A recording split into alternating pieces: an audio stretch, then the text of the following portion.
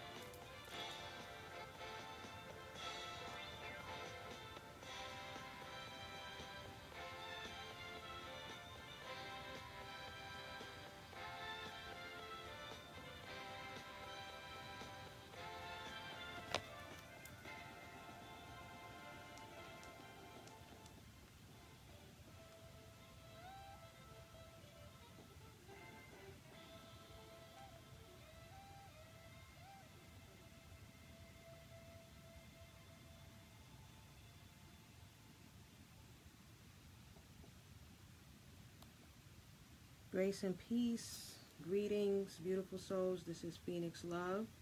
Just had a quick Saturday message. I'm calling it How to Be Mentally Strong in a Crazy World. We have so much going on right now in our world, and I just wanted to encourage folks, hopefully, give some tips that you can use in just your day-to-day living, because we are always inundated with so many messages, so much information on a daily basis, to the point where I believe it's like oversaturation of information sometimes. And this is where sometimes it's important to really pull back, unplug, whether it's from the news, whether it's from social media at times, but just to really be able to refocus, realign, and be able to give our mind and our spirit and our soul a break, because there is so much that we have to take in on a daily basis, whether it's on our jobs, our businesses, with our families, and just trying to stand strong in a world that wants to beat you down at times. And that, as we know, over time can lead to a lot of mental health issues, physical health issues, and just where your wellness is just, it's very hard to attain overall wellness. So I'm just going to give like 5 quick tips on how to be mentally strong, like I said, in a crazy world. The first thing that we have to look at is to not fear alone time. It's so important to spend time with yourself. Enjoy your own company. There's so many of us that's so afraid of being alone, okay? To me, there's alone time and then there's being lonely. 2 different things, okay? I spend a lot of time alone. I value my alone time. It's so critical and vital to your overall health, especially your mental health. So don't be afraid to take yourself out on a date every now and then. Go to dinner with yourself, or lunch, or see a movie, or go to the library. I mean, I love the library. I love books. That's my thing, of course. Take a retreat on just by yourself. It doesn't have to always be a girls' retreat or with your spouse or your mate or whatever. Alone time is critical. Hi, Merlin. Thanks for joining. So I can't express that enough. Like, that's to me number one, alone time, because you need time to rejuvenate. You need time to replenish. You need time, and I'm not just talking about going like, go and get my nails done. I'm gonna go pamper. Yes, that's important too. That's a part of it. But even if it's just being alone at home, even if it's just going to the park and sitting for a while and just watching nature and watching it, just alone time, time with yourself, time to love on you, time to spend time with God, to time to commune. And, if you have that personal relationship, that's a great time to do that. So don't fear alone time. It's a good thing. It's great. Don't dwell on the past. As a therapist, I do a lot of work, have done a lot of work over the years with, adults, children, but especially with adults, because a lot of times we spend too much of our time dwelling on the past. And a lot of times that leads to depression, because we start thinking about negative past experiences, and we play that negative like tape in our mind over and over again. It could be something that happened 15 years ago and it still comes up, and when it comes up, it's just like it's fresh and new. It just happened because we've been holding on to that. That's dwelling in the past. The past is the past. Yesterday is the past. Every day is a new day, and every moment is a new moment, and we should really seize that and really take advantage of those new moments and new days, because we can't do anything about the past. That's why it's called the past. You learn from your past experiences. You try to use those as like little jewels and nuggets. Like, okay, this is maybe something I could do a little different. This didn't work out so well before, so let me try this. There's things that all of us have in our past that may have hurt us, may have wounded us, was really challenging, may have been traumatizing. That's where, again, you seek help, you have someone you talk to. But help, if you know this is something that's keeping you stuck because you're dwelling on something that happened in the past, a negative experience, then that's, again, where you may need to reach out and have someone to help you through that, have a professional work with you on those past experiences that you can't seem to let go of. But dwelling on the past, it doesn't serve anyone. It's certainly, especially if you have your family, your children, because a lot of times what happens is you start passing that stuff along to the people that are closest to you, especially your children. Your children pick up on so much of our emotions, especially as women. We carry these emotions. We're emotional beings by nature, most of us. And our children pick up on whatever our mood may be for that time, or whatever we're experiencing. They pick up on everything.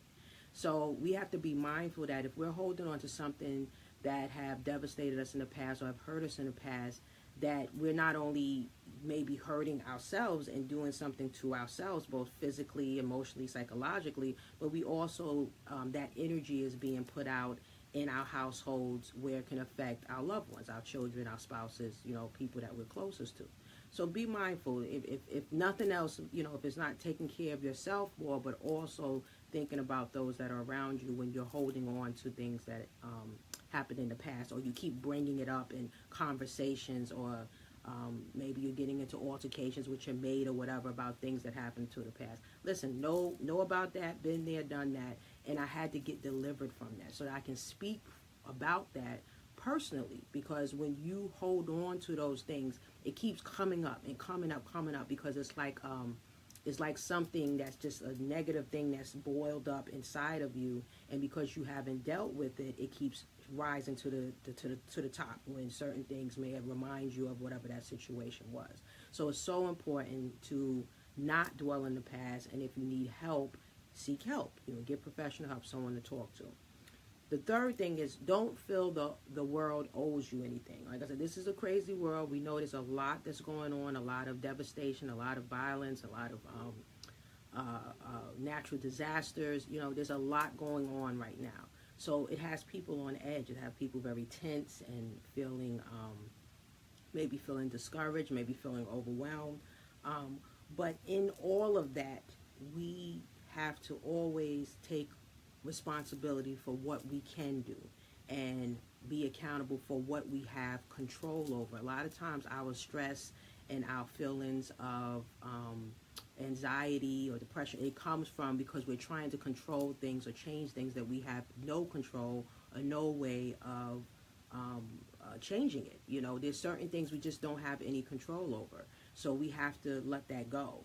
And we have to be able to say, you know what, this world doesn't really owe me anything. A lot of times we walk around very angry and upset, and, you know, and trust me, there's things to be upset about. Angry. I'm not diminishing any of the things that we deal with on a daily basis in this world, because there's a lot of things that we can feel passionate about and, you know, do what we can about it.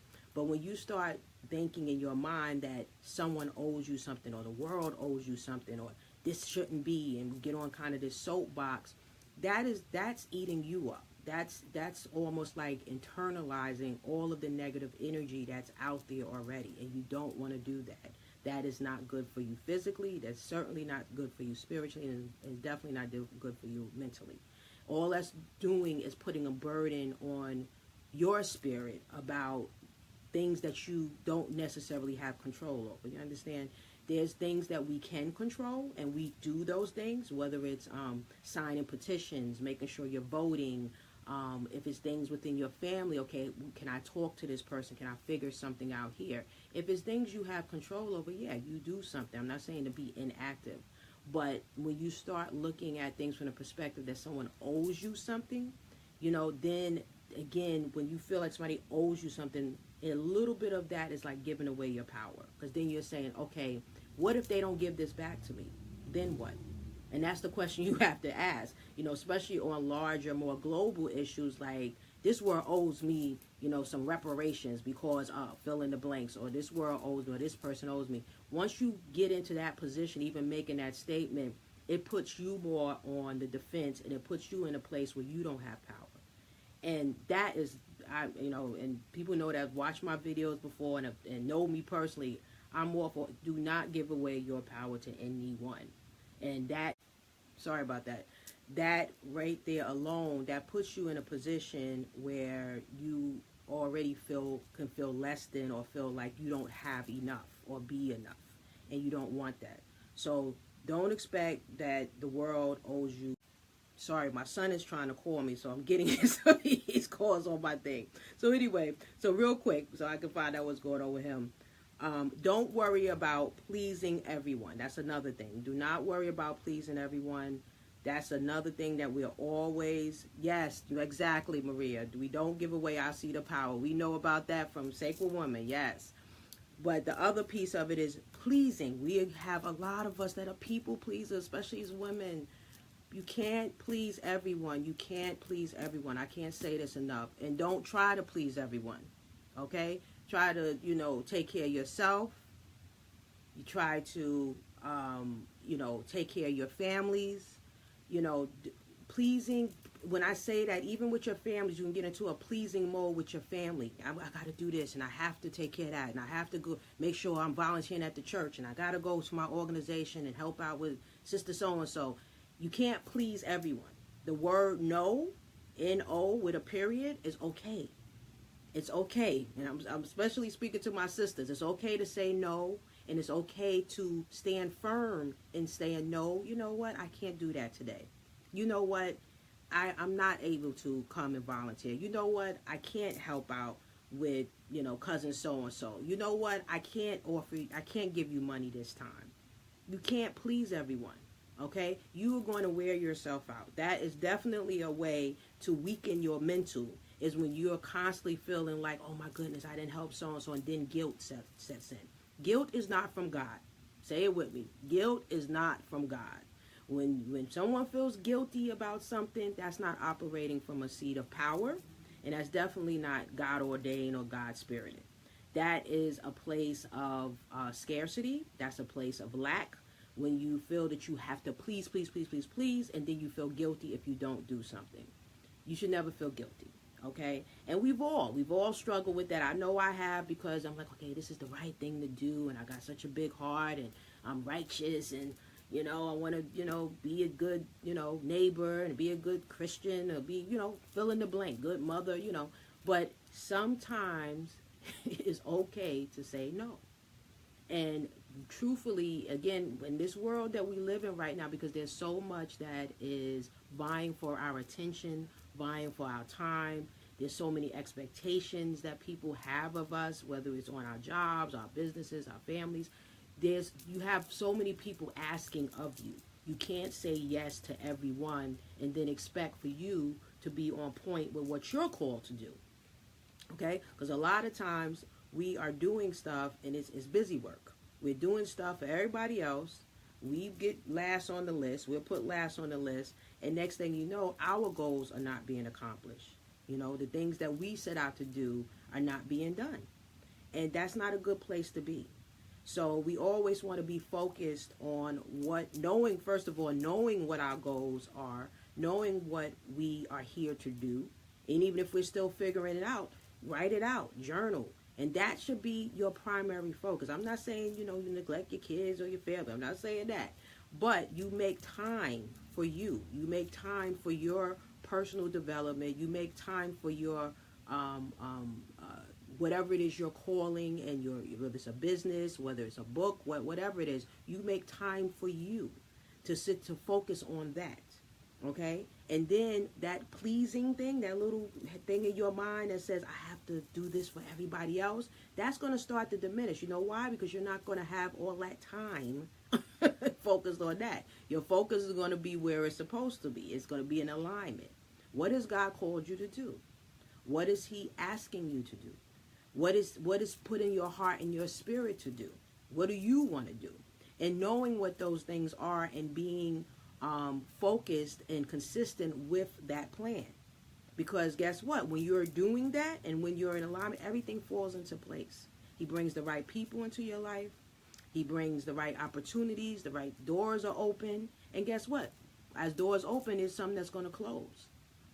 Yes, that's exactly, Maria. We put everybody first. That's right. And we get angry. Thank you for that. We get real angry or guilty, like I was saying. We get angry because we're resentful because we're not doing what we're purposed to do. And all this time that went by, and we taking care of everybody else, the babies and the cousin and the mama and the husband and the this and the that. And we haven't done what we're supposed to do. And we get neglected. We're neglected. The things that we are supposed to be doing are being neglected. Why? Because we're running all over the place with our heads cut off like a chicken. And it's a problem. Hey, Karma, yes, I know. I came on Saturday. I usually don't come on Saturday, but I said, you know what? God put this message in my heart. I said, whoever comes on, I need to say it. Because right now, and the message is for those of you who are just joining, is how to be mentally strong in a crazy world. Because the way this world is set up right now with all of the things, it's something when I used to work in marketing, it used to be called fear, uncertainty, and doubt, FUD. And we used to use that. And I want y'all to hear what I'm saying. So when you're watching commercials, be keen to this. It's all psychological. They use FUD, fear, uncertainty, doubt, to get people to buy certain things or to subscribe to certain things. You see this all over in social media, on the internet, commercials, radio commercials, and they leverage, a lot of times, and the news media is a part of this, they leverage all of this fear and what people are feeling, anxiety and all of that, and they say, okay, we can sell them a certain product because now they're afraid. Yes, they're afraid and they want to protect their families. And if you think about insurance companies, alarm companies, all these things, that's what they do. It's called FUD. It's a strategy. Because I used to be a strategic planner for a direct response company. So they use this, and hence a lot of people always say, well, how'd you go from being in marketing? I was in marketing for 10 years, or advertising for 10 years, and I went into the clinical world and being a therapist. Guess what? It's all psychological. It's all psychology. I loved the consumer research. I used to travel all over the country and do market research with consumers. We should do focus groups and surveys, and I used to do a lot of live events, in-person events for my clients, and I would capture data and information and interact with the consumers. Same thing. It's the same thing that I do when I do assessments as a clinician. It's really all about the mind. It's the same thing. So when you're talking about this world we live in right now, where we have an administration that, they're who they are, and There's talks of war and there's all types of things going on, the natural disasters. This is bringing up FUD, fear, uncertainty, doubt. And we have to recognize that in ourselves so that we know how to heal ourselves and help ourselves and reach out to each other and support one another through this craziness. Okay, so this is where being mentally strong is so critical more than ever now, because we are contending with so much in our environment and in our government, and in our communities. Oh, hey, Nay, thanks for joining. So true, I mentioned it to a friend. I have to share. Yes, exactly. So, yes, and thank you for bringing up faith, because I'm going to end on this. Like I said, I didn't want to keep everybody long. I know it's the middle of the day. But I thought it was important to talk about those 5 areas, and then they brought up, of course, faith. And I touched on, again, you being on your God-ordained, purposed path. And when you're on that, looking to the left, looking to the right, it's not even, you have to be like tunnel vision. And that's all about spending time in prayer, meditation. Again, they thank you about having faith, because this has to be a faith walk. The times that we're living in right now, it is about your faith walk. Okay? Because if you look at everything through the natural eye, you can definitely weaken that mental and be, caught up in that FUD, that fear, uncertainty, doubt, very easily. Because you're just looking, you're like, oh my goodness, this is happening. You turn it on the news. Turn off the news. I'm not saying don't be aware of what's going on. Most of the time they have stuff on the internet. That's usually how I learn about stuff. But sometimes hearing it and seeing it is too much. And it gets into your spirit. So, okay, yeah, I'm going to have to get over because my son is blowing me up right now. So, yeah, so what I'm saying is that it's very important that exactly, it will definitely make you depressed, exactly. If you're internalizing all of this negative information, and this is coming full circle how I started, I talked about, again, dwelling in the past, playing over negative messages, not letting go of things that have happened, and even things that are happening on a day-to-day basis. Every moment is a new moment. It gives us an opportunity to say, you know what, that wasn't so good. I didn't like the way that happened, but let me try something different. Let me think a little differently. Let me look at things a little differently. And it really is about our perspective. A lot of the work that I do with clients is about what I call cognitive restructuring, meaning that we have to change those, what we call negative schemas or negative thought patterns. And how do you do that? You have to replace those negative thought patterns with positive thought patterns, okay? It's just like anything else. You have a bad habit, and I'll just use eating because a lot of us have that, I know I do, of eating things that are not necessarily good for us, but I knew I had to make a change. I had to think differently about my health, about what I put into my body, why it's important to put good foods into my body, and really looking at not only the how, but the why. It's the same thing with anything that we do, okay? We want something to be different and more positive. We have to look at it differently and more positively. And then we have to speak it. And this is where that faith, like Nay brought up, this is where faith comes in. We have to speak words as positive words as though they are right now. We don't talk about it as if, okay, I wish I had more money, or I wish I had a better job, or I wish, I wasn't sick or something like that. You speak as it is. I am healthy. I am whole. I am free. I am intelligent. I command and I declare and decree that I have a better paying job right now. I declare and decree that I am wealthy, rich. I'm wealthy with riches. Okay, you just have to speak it as it is. So that's where the faith comes in. All right. So it's really looking at those areas, and I'm sorry, y'all. I'm getting my son is like calling me. So it's really looking at all of those areas and saying, okay, I have to be strong in the midst of all of this craziness, and declaring it and saying it. And its affirmations are very, listen, I live by affirmations. Whatever it is that you want in your life, you have to affirm it. Affirm it in your mind, affirm it with your mouth. And then it becomes a habit, a good habit. It becomes your routine. It becomes what you live. So yes, exactly, Maria. Our words have creative power. Whatever we speak, we create. We put that out in the universe. Is so it is. So keep all of that in mind. And I just wanted to get on here again, middle of Saturday, and I just want to thank you all for coming and showing up in the middle of the day, because I know a lot of times people are running around on Saturdays and running their errands and everything. But we do live in a crazy world. So I just wanted to kind of give those 5 tips. Share this video. Anyone that, may be feeling a little down or feeling over anxious with everything that's going on in the world, share this out, because we have to keep our mental strong. We have to keep ourselves strong in the midst of any storm or anything that we're dealing with.